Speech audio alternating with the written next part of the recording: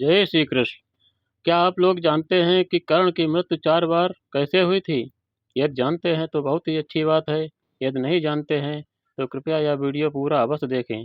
Video में आगे बढ़ने से पहले आप लोगों से एक छोटा सा निवेदन है कि कृपया इस चैनल को सब्सक्राइब कर लें और यदि वीडियो अच्छा लगे तो एक लाइक अवश्य कर देना। कुंती जी को देवताओं का वरदान प्राप्त था कि वो जिस देवता का आवाहन करेंगी उसके द्वारा उस देवता के आशीर्वाद से उन्हें एक पुत्र प्राप्त होगा। एक दिन कुंती जी के मन में आया कि कहीं ये वरदान देवताओं द्वारा जो मुझे दिया गया है क्या वास्तव में सही है या नहीं, ये जांचने के लिए कौतूहलवश उन्होंने सूर्यदेव का आवाहन किया। कुंती जी के द्वारा सूर्यदेव का आवाहन करते ही सूर्यदेव प्रकट हुए और उनके आशीर्वाद से कुंती को कर्ण रूपी पुत्र प्राप्त हुआ। उस समय कुंती का विवाह नहीं हुआ था। सामाजिक लोकलाज के भय से उन्होंने कर्ण को एक टोकरी में लिटाकर गंगा में प्रवाहित कर दिया।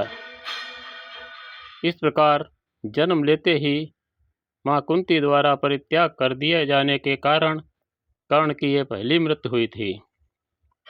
एक बार की बात है, गुरु परशुराम कर्ण की जंघा पर सिर रखकर गहरी निद्रा में सोए हुए थे। देवताओं ने यहाँ भी छल किया और एक भयंकर कीड़े का रूप धरकर कर्ण की जंघा में प्रवेश करने लगा। कर्ण की जंघा में प्रवेश करते समय कर्ण को काफ़ी असहनीय दर्द हो रहा था, परंतु उसके गुरु की निद्रा कहीं टूट न जाए, इस डर से उसने वो दर्द सह लिया और अपनी जंघा को हिलने नहीं दिया। परंतु होनी को कौन टाल सकता है। उसकी जंघा से गरम गरम रक्त की धार बह निकली और गुरु परशुराम की पीठ से टकराई। गरम गरम रक्त धार से स्पर्श होते ही परशुराम की नींद खुल गई। उन्होंने कर्ण की जांघ से बहते हुए खून को देखा और उस कीड़े को जांघ में प्रवेश होते हुए देखा तो उन्हें कर्ण पर अविश्वास हुआ और सोचने लगे, अवश्य कोई क्षत्रिय पुत्र है, इसने मेरे साथ छल किया है। जबकि वास्तविकता यह थी, कर्ण को स्वयं नहीं मालूम था कि वो कौन है और उसकी जात क्या है। फलस्वरूप परशुराम जी ने कर्ण को श्राप दे दिया कि जिस समय तुम अपने सबसे बड़े शत्रु के सामने युद्ध में लड़ रहे होगे, उस समय तुम मेरे द्वारा दी गई सारी विद्या भूल जाओगे। वो विद्या किस काम की है जो अपने शत्रु के सामने आने के समय भूल जाए।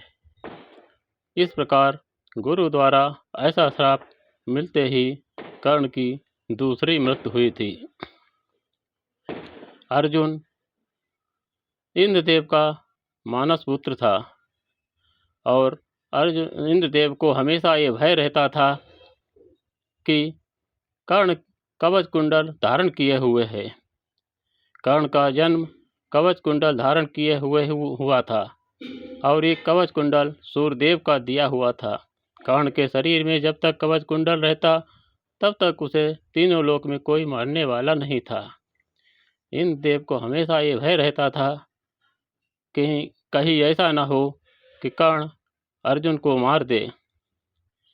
एक दिन इंद्रदेव ने छल पूर्वक ब्राह्मण का रूप धरा और कर्ण के द्वार आ पहुँचे। कर्ण से भिक्षा मांगने लगे।